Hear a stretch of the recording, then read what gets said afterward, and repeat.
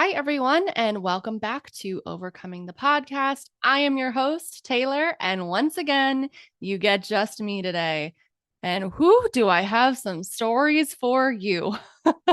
We are going to be talking about attachment wounds in relationships and how those toxic relationship patterns can show up when we grew up in trauma. Now, you may have seen the reel of me singing along to Gravity by Sarah Bareilles and sharing a little bit of the story about this in and out relationship. Don't even really know if I can call it that because we never defined anything and it was really never, it was not even, I don't even know what it was. It was an infatuation ship, maybe, since I was about 16 years old and lasted till right around, I finally broke the final cycle right around 28 years old. So that was like 2 years ago now. And what I realized is that I always wanted to blame him for everything that went down between us.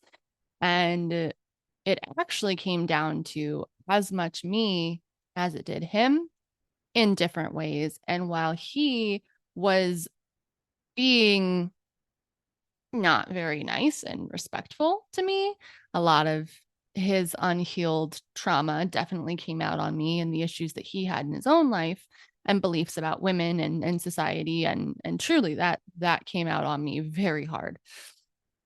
Also, what I recognized is that I had to be willing to own my part in it, and that if there was a cycle completing is because I allowed it to continue, and often it was because of my own unhealed attachment wounds. So, oddly enough, I started therapy a little over 3 years ago and went deep into attachment wound healing that I hadn't done with any other therapist prior. Even though I'd been in and out of therapy for a lot of years, I didn't do the attachment piece.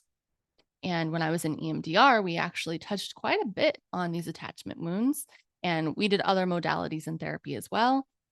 That is when I finally was able to break out of that toxic relationship cycle.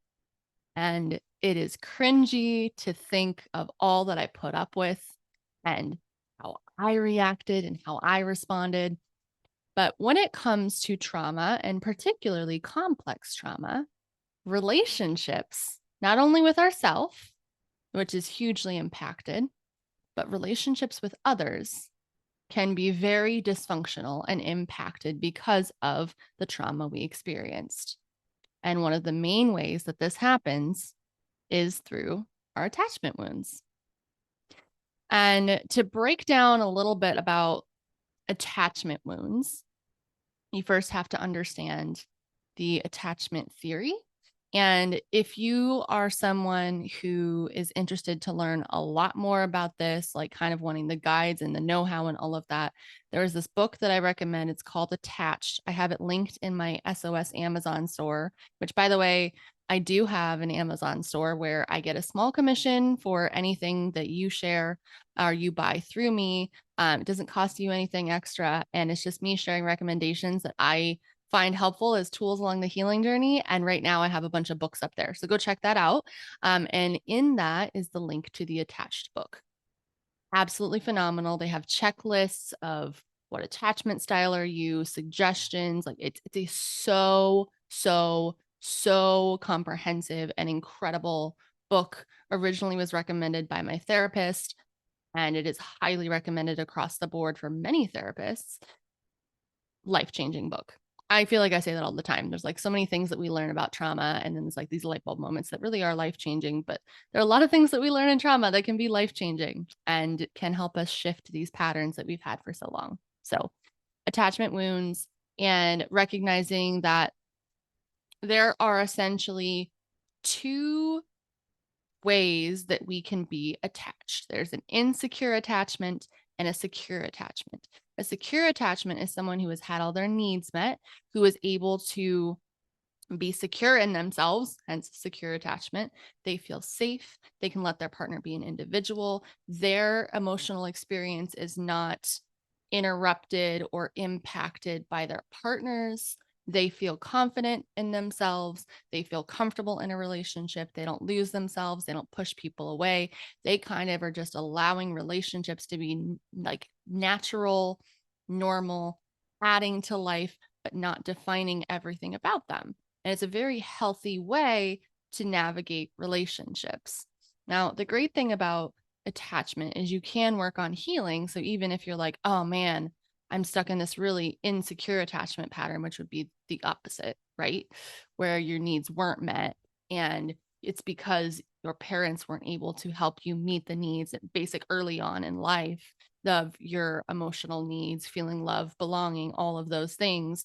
And so when we step into our adult relationships, we try and replay our wounds and try and get these needs met from childhood, but we come at these relationships in often very toxic ways.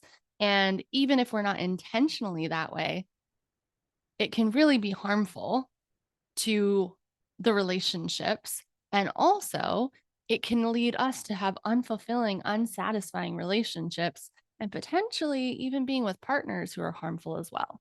So, I think that when we talk about complex trauma, attachment healing needs to be one of those topics that is high up there as far as priorities for education.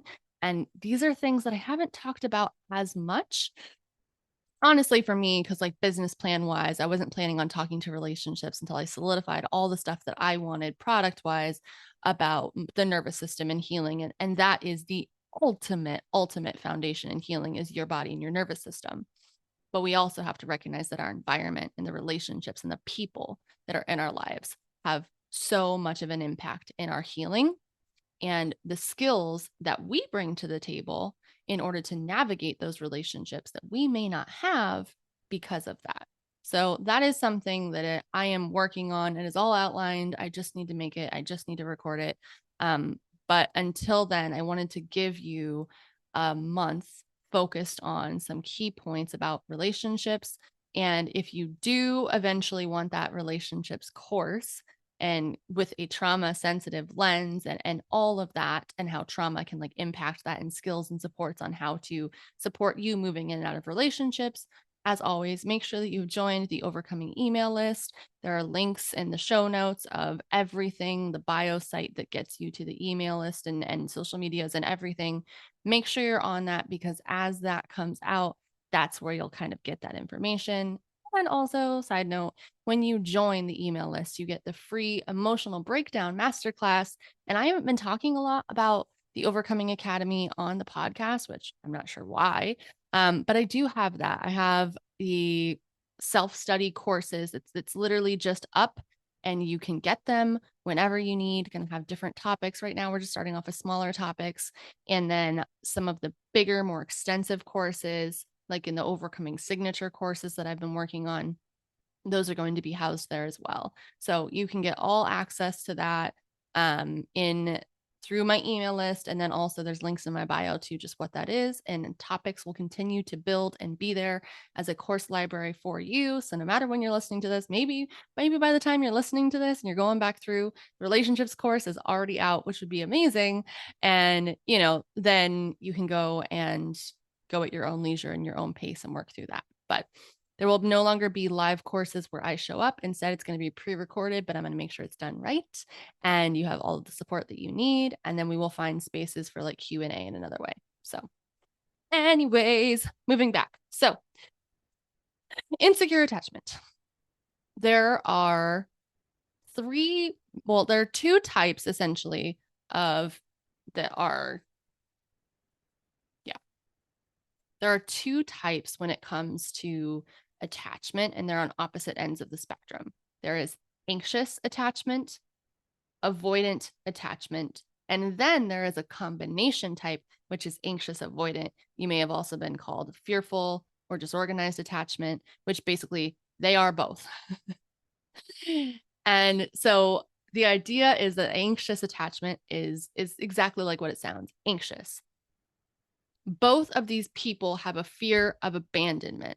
Both of these people have not seen healthy love and relationships. And at their core, they want the same things.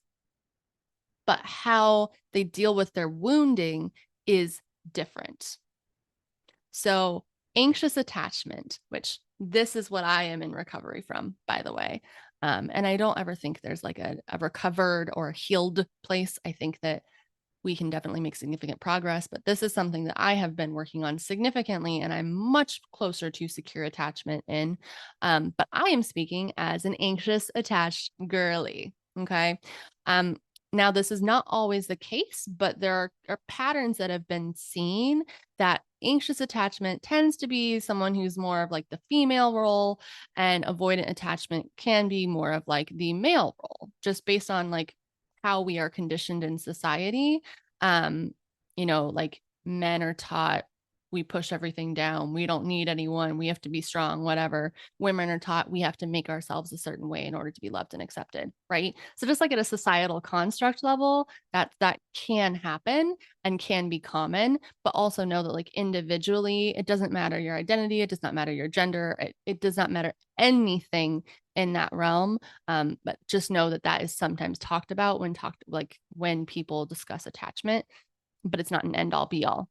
So anyways, so anxious attachment, again, both anxious and avoidant want love, want understanding. They feel insecure. They're emotionally unavailable. They don't know how to handle relationships. It's never been shown to them. And so they go about this in very unhealthy ways.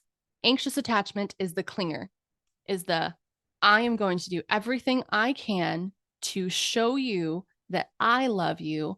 I am going to make myself into what you need me to be. I am not going to allow you to push away. But the more that I try, actually, what I'm doing is I'm going to try and control me, you, and the relationship to get this to go exactly how I want. Because if I can do that, that means you aren't going to leave me. Whereas avoidant says, if you get too close to me, I'm going to be too hurt. I want this closeness. I want this connection. I don't know how to handle this, so I push you away. And what's triggering to that, and where this kind of comes into the dynamic that I'm going to talk about in the relationships that I've been in, is this anxious avoidant pull. They trigger each other significantly. Each one's fears is the other person's behaviors, and each one's behaviors is the other person's triggers. So you can see how that can get messy when it comes to the attachment types. So what happens is the anxious attached does everything they can to move quickly, make this their identity, cling, jump in, smother, okay? Everything they can do to say, if I do all of this, you won't leave me.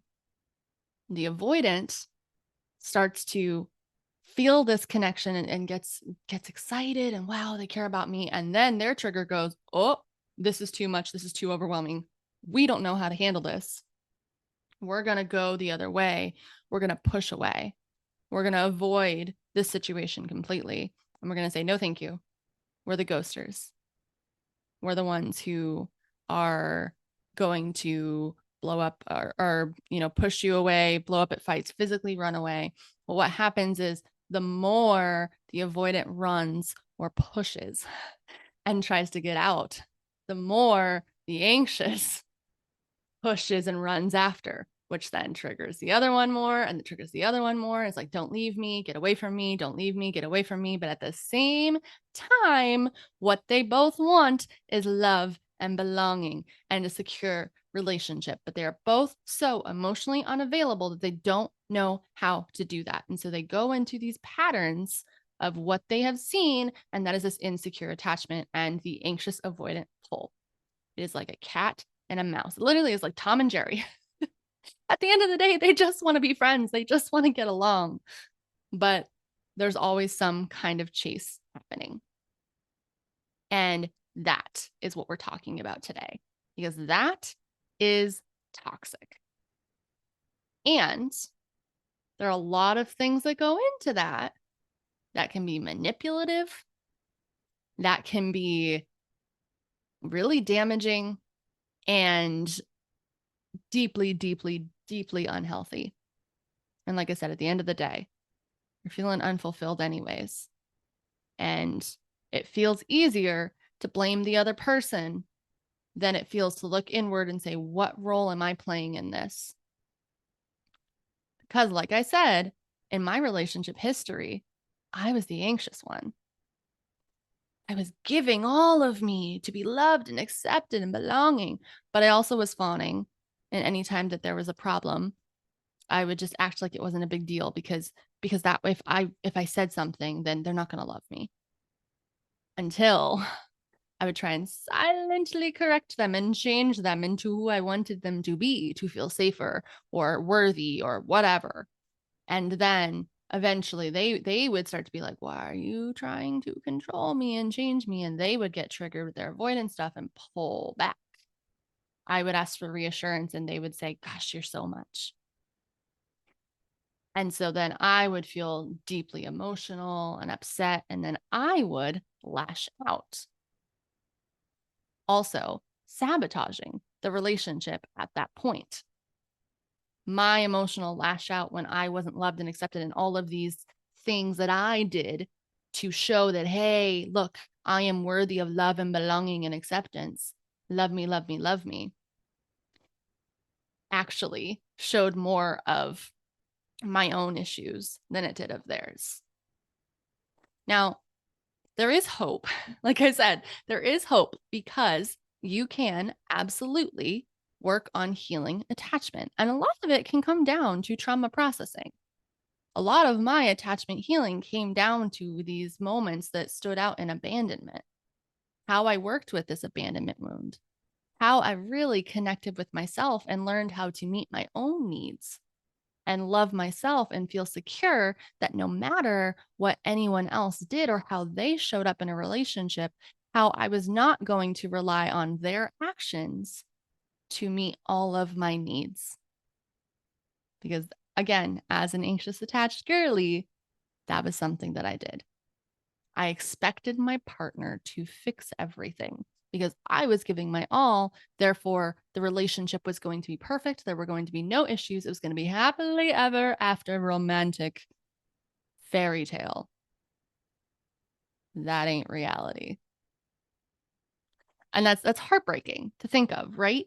But at the same time, I want people to recognize that this pattern is not your fault. That how you are showing up in relationships initially and the patterns that have been ingrained in you since childhood, that's not your fault. And yet healing these is your responsibility. Because if you don't, you will continue to act in these relationships in triggered, unhealed ways that are harmful and toxic to the people that you care about. And even if you don't care about them. In healing, especially when it comes to relationships, you have to be able to own your shit. If you bring your ego in and saying, I'm not wrong, I can't take accountability ever, you're not going to heal and you're not going to grow. And you certainly will have a hard time finding a healthy relationship. Because there is compromise, there is accountability. And when it comes to repairing relationships like this, you got to be able to say, okay, this is my side, this is your side. How are we going to come together? And how are we going to do individual work? And then how are we going to come together and work on some of this together? The other thing when it comes to attachment healing is there is a lot of work you can do individually. And also, there is a piece that you kind of have to do with someone else because it takes being triggered.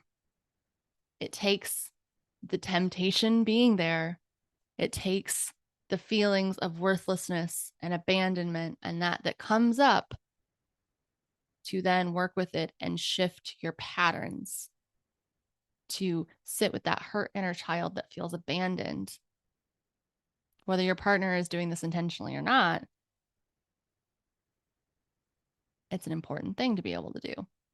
And it shows up. And sometimes the healthy relationship to the toxic one can be one of the hardest to navigate because you're expecting someone to respond to you in a way that is undesirable or unsafe.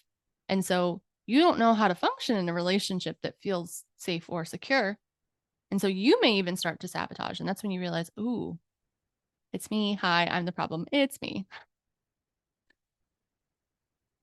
But when you are with the right person, you can do the work together. And I personally believe that the relationships that we attract, we are attracted and magnetized to them based on, until we get to this level of healing, patterns from our childhood that are wounds that are unhealed and needs that we are trying to meet within ourselves but don't know how to. We try and do within especially intimate relationships, because that intimacy in romantic relationships most mirrors an intimate relationship with caregivers and attachment and a love and belonging standpoint. Is it different? Yes. But you're not going to have the same depth of connection as like a friend or an acquaintance or a coworker that you are going to have with a romantic relationship and that level of intimacy. So it makes sense that those wounds come out then. And you may not realize the level of trauma you have in that way until you're in a serious relationship. And that was kind of how I operated.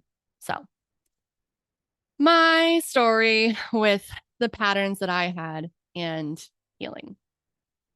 So, disclaimer, this man gave me full permission to share anything about us in our relationship and again, whatever that was, our connection. As long as I did not mention his name, and I have not yet mentioned his name before. And honestly, regardless of if he gave me permission or not, I was going to share because it's my lived experience and he did those things. So, if he didn't want me to say anything about it, use it as a lesson, he maybe shouldn't have done it. Love him to death now. He is not currently in my life, but I do always have a piece of love in my heart for this man. He has grown and started healing significantly, which is wonderful. And also, I still recognize that he is not the person for me, and our lives do not align. And the way we did align and were attracted to each other is because we were playing out unhealed trauma patterns from the other people's, basically the opposite parent, with each other in this very toxic cycle, situationship, relationship, again, whatever you want to call it.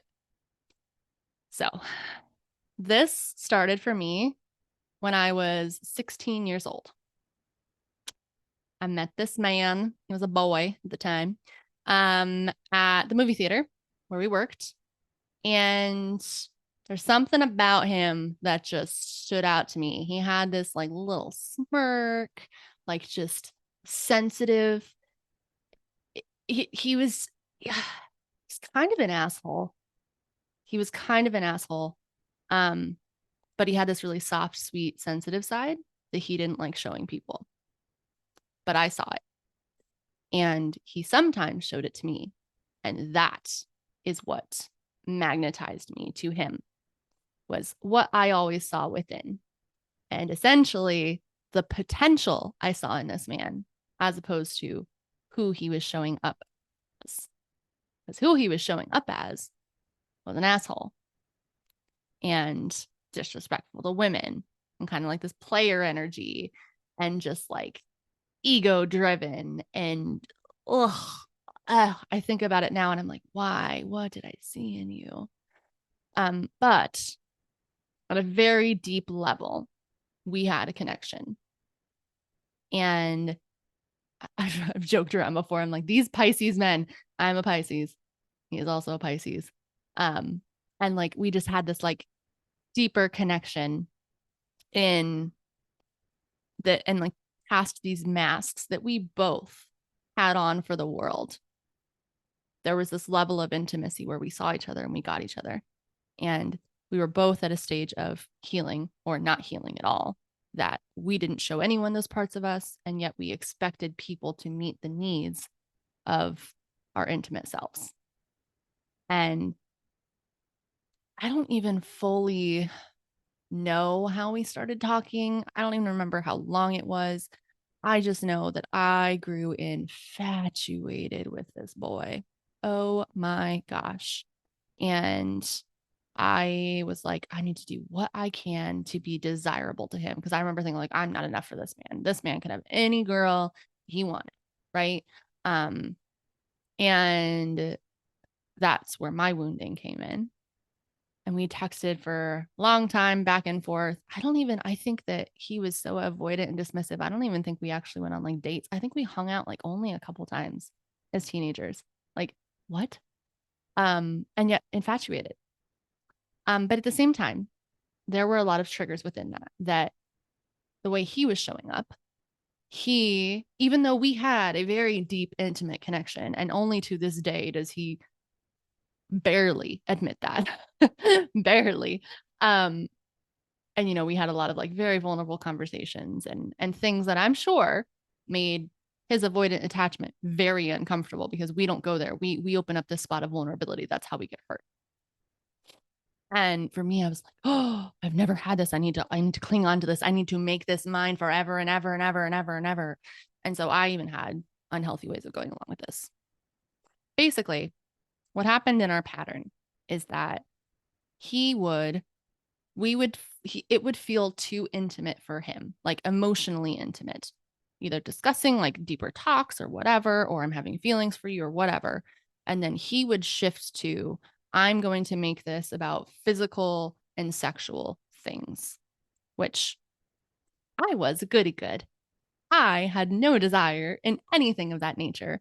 And I was also being highly sexualized, if you've heard the story about my old place of work when I was a teenager, at work by a bunch of these other dudes who made me deeply uncomfortable. And so, and he knew that. And he also became part of that issue and just started sexualizing me, my body, my lips, what I could look with the potential of things that I could do, but all talk, nothing, whatever. And it would bother me. And at first it was a whisper of, hey, please don't talk. Like, why do we have to go there? Like we're not even together. Like, what is, and it would just start as like a whisper. And then you just like trample over boundaries that I really didn't superset. I just kind of was like, hey, please don't. And then I would fawn and just like people please and be like, oh yeah, this is fine. Just kind of like shake it off, whatever. But what happens is there would be resentment building because I started to feel like an object and like, what can you do for me? I don't see you. I don't care about you. I just think you're hot. Like, okay. Okay. And it's very much about like looks and superficiality, right? Also, this time in my life when I met him, by the way, was the deepest, the deepest, heaviest point of my trauma. 15 to 16 is when it all came to the surface. And so I was heavily triggered without, again, knowing fully what that was, and basically using this person who saw me. And I was like, oh my gosh, they actually love me. They care about me, whatever. This could be the thing. Blah, blah, blah, blah. I'm so drawn to this person. Blah, blah, blah, blah.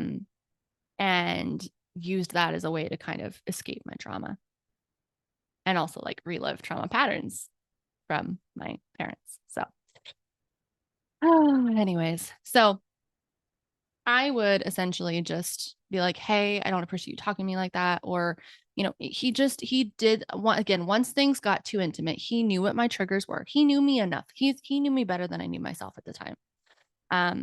And he knew exactly what to say or what to do to get me to either fire back and eventually just explode, or me to push away and be like, never mind, this isn't working. He wouldn't, I don't want to say never, but very rarely was he the one to be like, yeah, no, we got to end this. We got to stop talking. We got to disconnect. We got to whatever. And it really, gosh, wasn't even until like my mid 20s that we even like physically had any kind of relationship, which is with how much of a focus that he had on that. It's just very wild for that to be the case. But anyways, early 20s, maybe. Anyway, details don't matter in that regard. But so then I would just get really upset. And then so again, in and out, in and out, in and out. It was, you horrible human being. I can't stand you. After we disconnected the first time and I left the job, he got fired for sexual harassment of another girl. I also like I kept thinking like maybe if I'm like he'll eventually commit to me. He pushes me away. He thinks it's, like he even said to me, gosh, he said to us as teenagers, or like maybe at this point we're like 18, 19. He's a year older than me. And he said to me, he's like, I know you're the one that I want to marry and the one that I want to be with forever, but I'm not ready yet. And so we can't do this. And all I heard was, I know you're the one. And I was like, oh, he does love me. He does love me. And to this day, I don't know if that was a manipulation because he was very manipulative back then, extremely like the things that he would say to get you to do the things so he didn't need to be the one to say something or do something. Like he extremely manipulative, knew how to like play my emotions, like playing a freaking piano, like a puppet. He knew what strings to pull to make the things move, right? Like he knew how to make me so upset that I would disconnect. So he didn't have to. And what happened is we both would push and sabotage. And we got to this part. Like it was definitely like there was passion on both ways. And our connection was so toxic. But I saw this as love, that I have always described it as I wanted to pick him up and throw him off a cliff and then run down and catch him. And I thought, that's love. And I'm like, it's so like shameful to admit. I mean, I'm not even close to that way now, but it's just like, what? Just all that I have learned and been healing is just like that. I mean, over the years in and out, like he almost asked me not to, actually, no, he did. He asked me not to go to the grad school in Boston, even though he wasn't committing to me, even though he like was treating me horribly. He just, the thought of losing me, he wanted me on the hook forever. He just expected me to always be there. And I always came back. Because like around 18, 19 years old, I gained a lot of weight, a lot of weight. I had undiagnosed thyroid issues. I also was like dealing with so much stress. Like I said, 15, 16 was a big thing for me. I was on the starvation diet around like 17, my senior year of high school. Did that like two separate times, lost so much weight. And then beginning of college, I gained a lot of weight and I was the heaviest I'd ever been. And he was going to the gym at this point. Okay. And he actually told me that one of the reasons he can't be in a relationship with me at that time is because he needs someone who goes to the gym and cares more about their appearance. And I am too, quote unquote, big for him. What? Also, I wasn't that big. I am 5'10. I was 195 pounds. I was like a size 17. That is a very average size in America. And I also like wasn't not pretty still. Like, are you kidding me? Anyways, but again, it was just a thing. He would say the most hurtful things to get me to say, forget you, push away. He even in our, what was it, early 20s, early to mid 20s, he started talking to my best friend. At one point, I was like romantically talking to his best friend, and it like, and I don't even know if it was trying to make him jealous or what, but then he was just like, oh, yeah, no, go be in a relationship with him. And he would get mad and jealous, but wouldn't commit to me.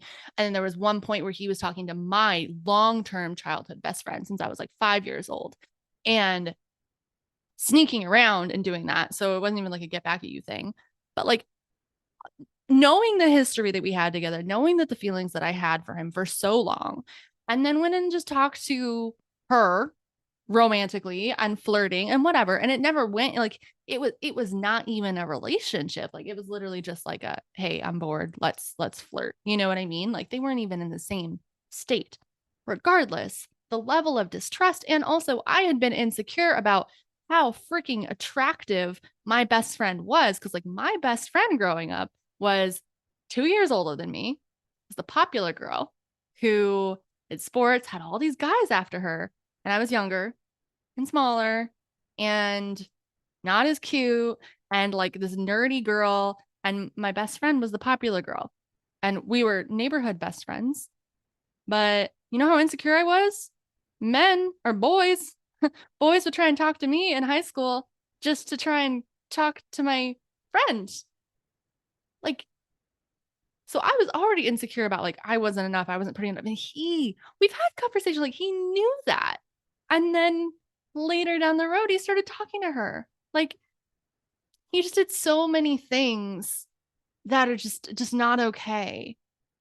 He would tell me that me dressing a certain way, me doing things that are asking for attention. Wearing yoga pants meant that I was just a slut and trying to get attention. That I purposely chose the right amount of cleavage to use that was tasteful, but I knew exactly what to do on purpose to turn this man on and try and get me to manipulate and him be desirable and like want me again. And I was like, meanwhile, he wasn't even on my radar. I dressed how I was like, what? And I always thought that I was dressing quite conservatively in the grand scheme of things, but I was just like, and so I started realizing again, in and out, in and out. And I think the longest period that we weren't talking was like 2 years or something. But somehow, in between every relationship, every breakup, whatever, we would go to each other. We would start talking again. It's like I knew he had already seen the worst parts of me. So at my lowest, that's what I wanted. And he wasn't even connected to the rest of my life. My people hated him. To this day, I don't even think my family met him. Like, gosh, that's telling. But still 12 years in and out of somewhat of an intimate relationship. What? That it was always, we shouldn't do this. We shouldn't get together. We shouldn't see each other. This is a bad idea. Do it anyways. And then he wouldn't show up or he would cancel on me last minute and I would get so upset. And I would be like, oh. He told me one of the last times that I was just like done. I feel like I was 20. I just got back from grad school, 26, 27, something like that. And I just moved back and we started talking again. And it was before I got into the serious relationship with my long-term boyfriend who I lived with. And he was like, I missed you so much. Let's get together. Let's hang out. Let's talk. Like, it's going to be you. It's going to be, I was like, let's do this for real this time. It's like, I think that we can, like, it's going to be us. At the end of this, we know it's going to be us. He always freaking said that. And I was like, oh, no. And I would like push him away and be like, no, no, no. But I eventually give in because I had a soft spot in my heart for this man. And it didn't matter how he treated me. I was just still so attracted to him and just cared so deeply about him. And so I let that keep happening over and over and over. The last time we got together, we did end up hooking up. And then he just kind of went silent afterwards.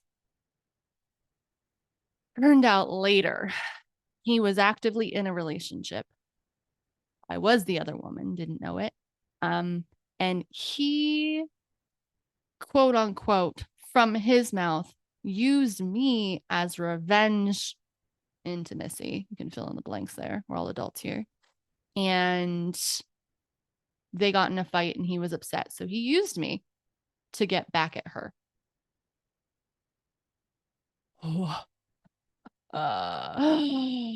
Meanwhile, telling me, I love you. I want to be with you. Let's actually do this for real this time. I'm ready to commit to you while he's in a relationship. And obviously, the relationships that he was in, they didn't last long. And definitely had their own issues, I'm sure.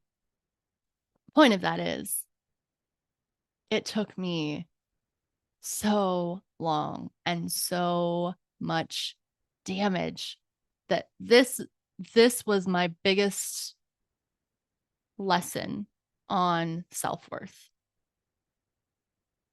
I always felt like I wasn't enough for this boy. This boy didn't deserve me. How he acted, how he showed up, that was not deserving of how I showed up. Yeah, I was clingy. Yeah, I had stuff. Absolutely. I definitely had anxious attachment. But the depth of the level, the way that he would speak to me, the way that he would treat me, the way that he would push the buttons that he knew would just destroy me, he did it every time. Every time. And I triggered him too. He was always mad when I like tried to set boundaries and get sassy with him and say, stop talking to me that way or whatever. When I would just be like, oh, whatever. And then he would be like, why do you always do this? Why do you always try and start fights? You're treating me like, are you kidding me? But like to him, that wasn't, it was just like, that's just how he lived. He was like, well, whatever. You're the only one who pushes back, basically. Like, what? What? Anyways, so long story short with that, got to a point where recently, actually, like maybe it was right around Christmas, right after our birthdays, February, March ish. So like maybe like 7 months ago, we reconnected, but in a way that was more friendship oriented. I, at this point, didn't have feelings for him. And actually, oh, that's it. After I moved away, I was in Pittsburgh. This man all but proposed to me. He literally said, I want to marry you. I want you to be the mother of my children.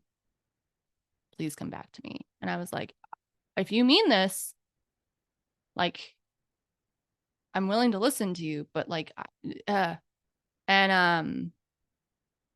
was just like, no, like, I have to let you go. You can't keep doing this. And then at that point, I was done. I was like, I'm not, you don't get to like even like half ass basically give me a proposal and say, I've come to my senses. I can't let you go when you know I've been in serious relationship and you saw me in a very serious relationship that everyone thought was going to be endgame, and your ego is triggered and realized, oh man, she actually isn't on my hook and I could actually lose this. Yeah, it was that's the thing, is like it was a real like genuine like deep connection, but also for him, I don't know that it was the same level of intimacy or depth that it was for me. And like that's kind of hard to sit with, but for me, I think I just needed to prove to myself that I wasn't crazy and that he actually did care about me. And I was trying to prove that he loved me while also begging him to treat me better, instead of just saying, this is unhealthy. I don't care if you love me or not. I need to walk away from this, which is what someone with a healthy, secure attachment would have done a long time ago. But it took me roughly 12 years in and out of every serious relationship that I've had to get there, and attachment wound healing. And that's hard. And even within other serious relationships, like, so my most serious relationship with a man who I met right around the same time, which is funny. Looking back, both of my trauma times have attracted one of my best friends turned later lover in life, turned now completely not even in my life, who was always in love with me and I pushed away and friend zoned, and then got to a certain point in my mid to late 20s when I was like, we can be together. And then that ended in flames. Real bad. Real bad. And then the other one who I actually wanted and was pining after, who treated me horribly. And that was always just like a friend with whatever level of intimacy that was, whatever you can describe that as. And I was always romantically interested in. And also these two knew each other and hated each other. So yeah. So what happened is I was in this relationship as in my late 20s, mid to late 20s, with this man that the situationship guy knew. And everyone realized, oh, they're going to be endgame eventually. And I think it scared him of, wow, she actually could be unavailable, off the market, and I might have actually missed out. I like to think. I don't know what. And maybe it was just his ego. Maybe it was just like, oh, I lost this. I thought this was always going to be there. Like, who really knows? But basically, when we reconnected recently, he was in a relationship at the time, and it was very clear that it was a friends thing. But he actually came to me as like, you were right about me. There is healing that I need to do. Because like one of the things that I would always tell him is like, I see so much in you. You are such a good guy. Why do you act like an asshole? Like your heart and your soul is so pure. And I see so many other sides to you that you don't show anyone else. And then you're an asshole. What, like, no one's told me women wanted assholes and all kinds of things. But I realized that he was never going to change for me. And I had this awakening and kind of this like karma moment that I got to see, where basically the roles reversed. And he showed up in this relationship and he's like, I want to be with her, and she won't be with me, and she's with someone else, and she keeps pushing me away, and she keeps saying this won't work, and blah blah blah blah. And like the satisfaction that you think you would get when you hear that back, like the roles reverse type thing, and like this is the hell you put me through for so long. I didn't really feel that anymore because I didn't really feel like the magnetic attraction to him anymore. Because like I said, a lot of my attraction to him was actually the fact that like it was unhealed trauma. That's what was so magnetizing. It was me trying to heal my trauma wounds and my soul being like, hey, this is a really good mirror for you. You want to break the cycle? Are we going to keep going? Oh, nope. Okay. Going back to the same pattern. Okay. Bye. Like, you know? And so I stopped, like, the physical attraction, all this stuff, like, I lost it as soon as I healed my attachment wounds. But the more I pulled myself away, my energy away, and it wasn't there, the more he came in and was like, hey, I'm still here. And I'm like, hey, I don't care anymore. And you're not even close to deserving of me. But thanks so much. But and we got to a point where we're just friends. And actually it was he came to me and said, I think I'm finally, it's like, I know what you're doing online. I think it's great. And I want to learn to heal because I don't want to be this person. And I want to be better for this person. And I was like, okay, so you're willing to do it for another girl, but never me. Okay, good. And noted. Little bit of an ego blow there, but okay, noted. And I did.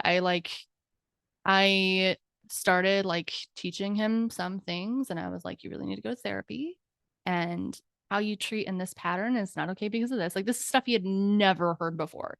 He had never heard about any of this. He had never even wanted to address anything about therapy or trauma or anything. Like always just like, no, I'm fine. It's everyone else's problem. Blah, blah, blah, blah. And then just going around being an asshole and hurting everyone and pushing everyone away. And, you know, just like, I'm not going to look at it. Very avoidant. Also, interesting thing. So just so you know, people who have avoidant attachment tend to also be avoidant in other areas of their life. Like, I'm not going to look at my trauma. I'm not the problem in any type of emotional issue. Like, it's not just like, I don't want you in my life or romantic relationship. It's also like, I'm avoidant to everything in my life. I don't take accountability. I'm not going to look at this. I'm not going to heal this. No, this is uncomfortable. I'm avoiding. I am in the flight response consistently. Yeah. So that was him. And I had this pattern of attracting avoidant men for so long. And I used to add to the pattern, but like I said, sometimes they still show up and I'm just like, no, thank you. No, thank you. And I think for me, that's why I have chosen to stay single as long as I have. That when I was in the last relationship, the last serious relationship, I was actively healing my attachment wounds and shifting patterns. And like I was healing and growing and changing how I showed up, even though at the beginning of the relationship I was triggered, but they weren't. And the pattern was continuing like the cat and mouse cycle, like I was saying, that was happening within the relationship. Even if it wasn't, I want to commit, I want to whatever, it was like, we need to work on this. This pattern keeps happening. No, I won't. Please love me. No, I want to have this relationship. No, please love me. Like it was that after we moved in together. And it was very much an anxious, avoidant attachment. And to the point where I bought the attached book and I read it and I said, go read this chapter and tell me. And his level of awareness was like, actually, I think I'm pretty secure. We're both pretty secure. And I was like, and this is done. I like, you refuse therapy, you refuse help. Like I no. And then it just got really damaging and nasty. And he said stuff to me that I can't unhear and that I would never be able to accept someone like that in my life ever again, even though he was a safe person for me for so many years. Never. I could never do that. Anyways. And So coming back to the situationship, looping back around, I started helping him. And there wasn't, for a while, it was probably a couple months that we were in connection. For a while, there wasn't anything about like, the same triggers, the sexual nature or anything or whatever. It wasn't, you look good. It wasn't like, oh my gosh, like whatever, right? It was just like, how do I show up better for this woman? Tell me how I treated you poorly and how I can do this better in this relationship. Like, that's a fixer's dream. I was like, I wanted to fix and change and save you for so long. That was a huge part of the magnetism to you. And now that I've been healing and growing, you're literally giving me the opportunity to tell you all the ways that you hurt me and how you can show up differently in relationships. Sign me up.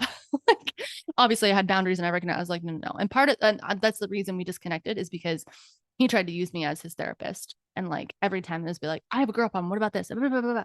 How do I do this? If this pattern comes up, if I'm dysregulated here, and I was like, hi, I have needs and I'm a human too. What's up? Like, I'm not just going to be your fixer.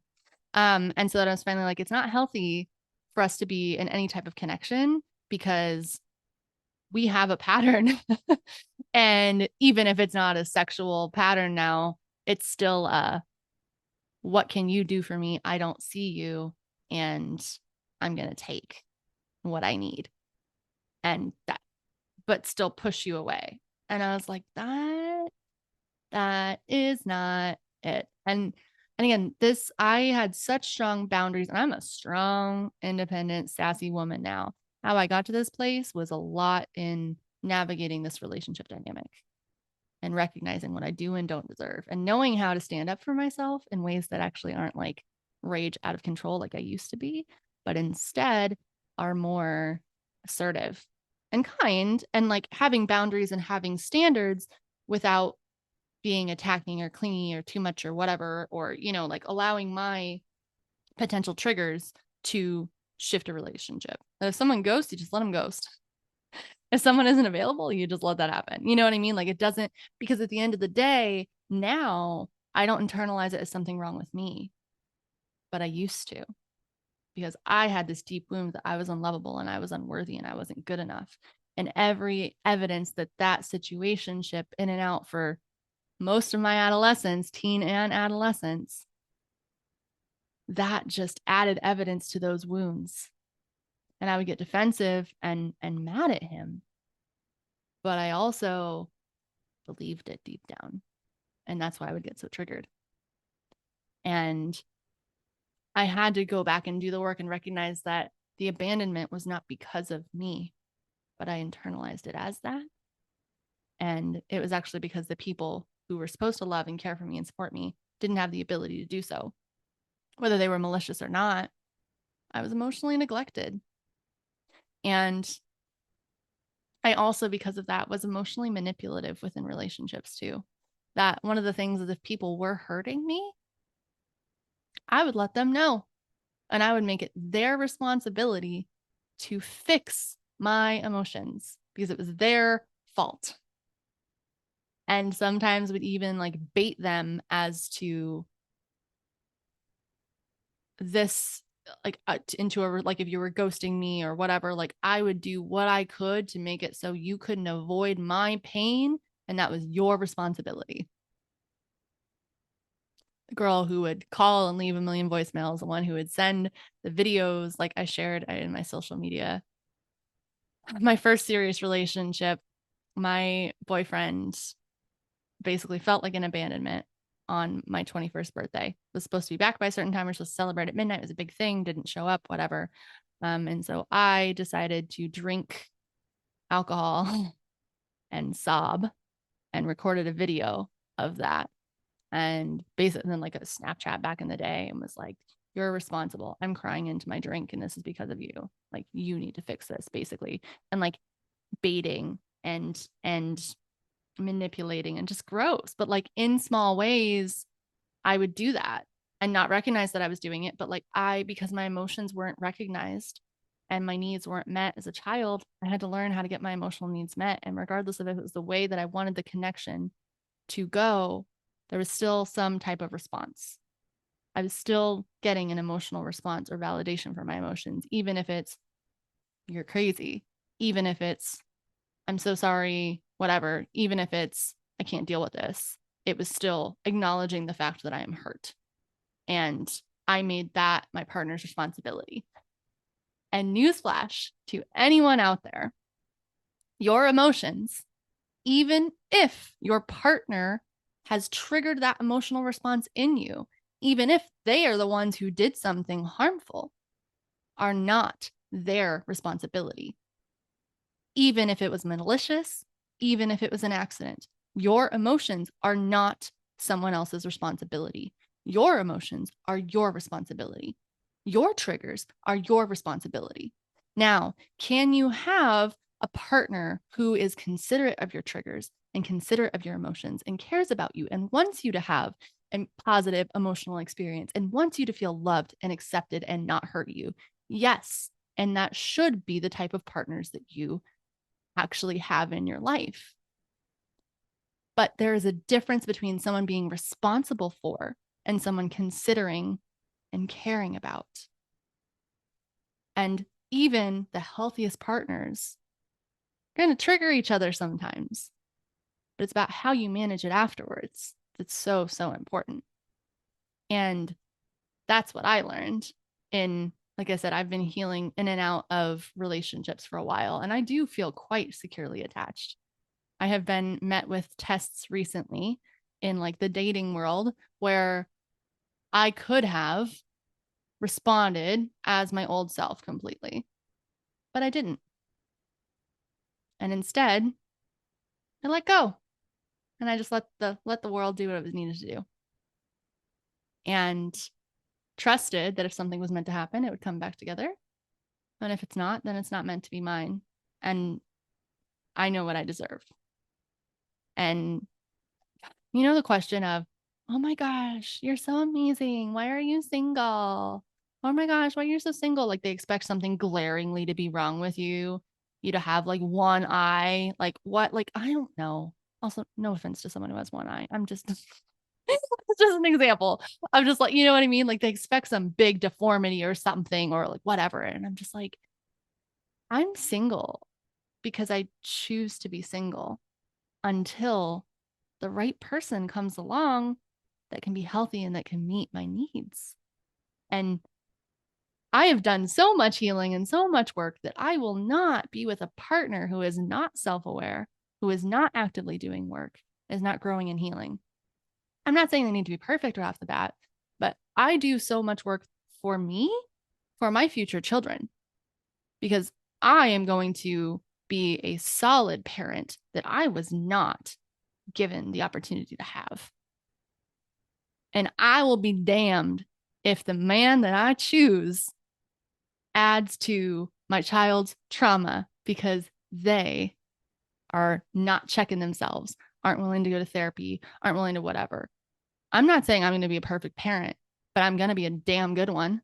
And anyone who knows me knows that, like how I work with kids in general, but just so I won't settle for someone who's not enlightened and awake and doing the work because my kids are going to be gentle parented.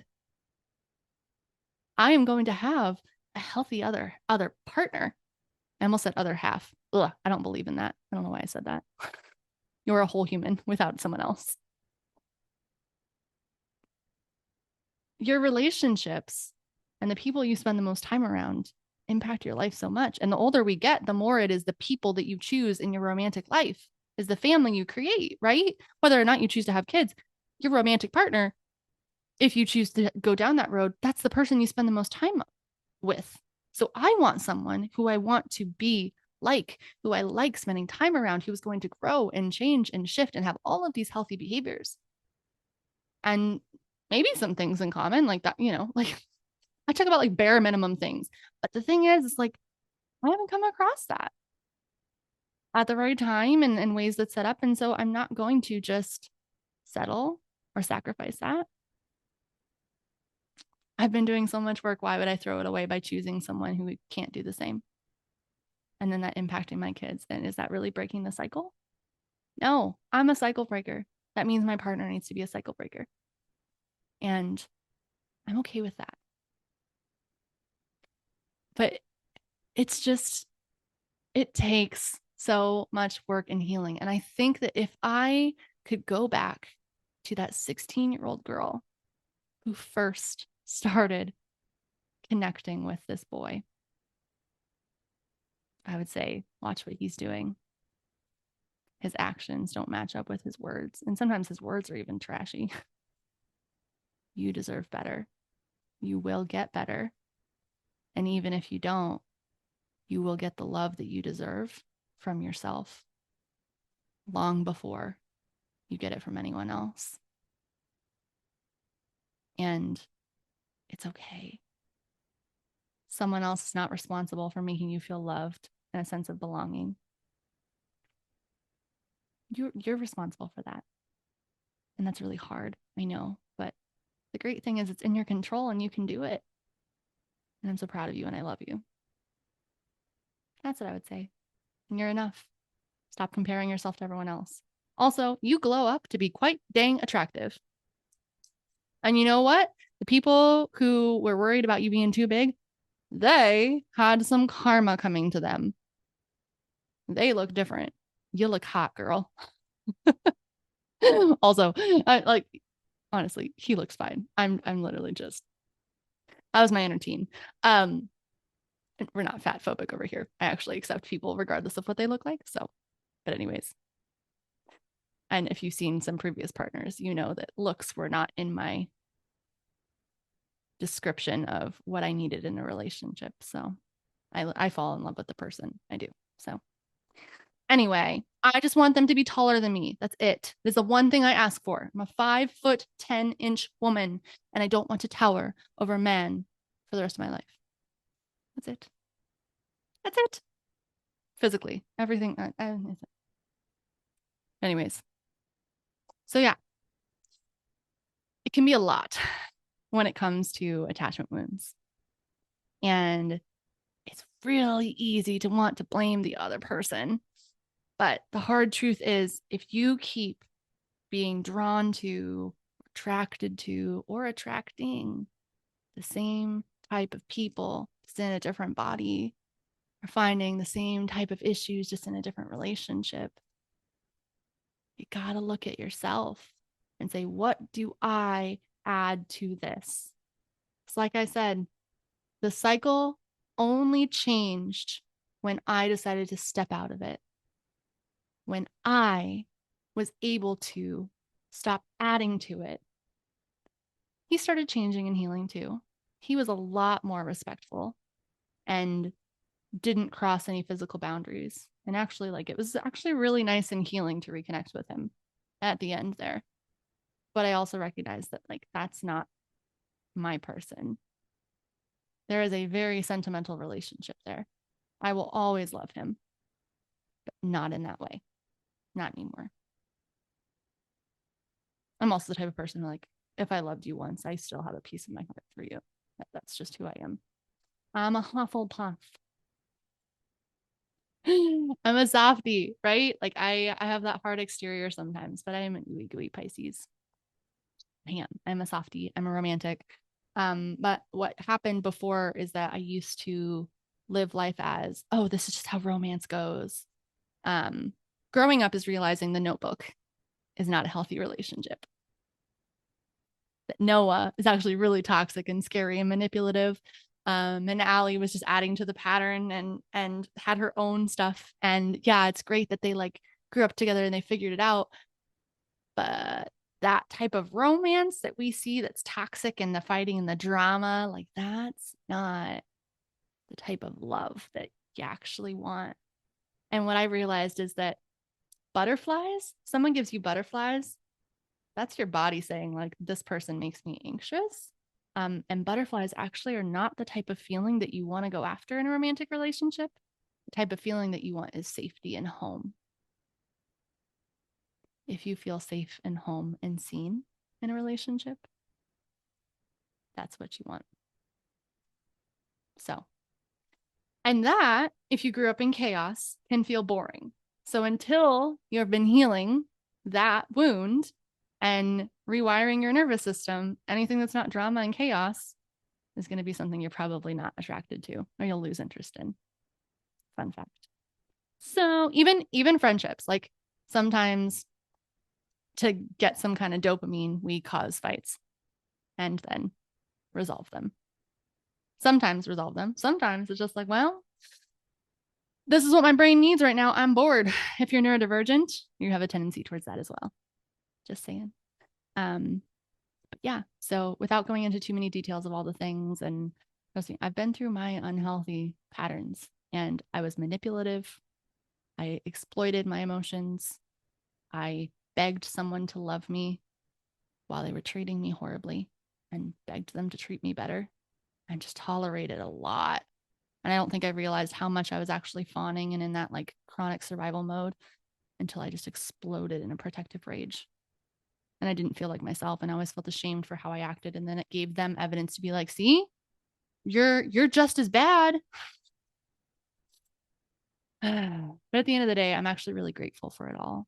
And I don't know, like I appreciate, as horrible as it was, and I don't know that I would want to live it again.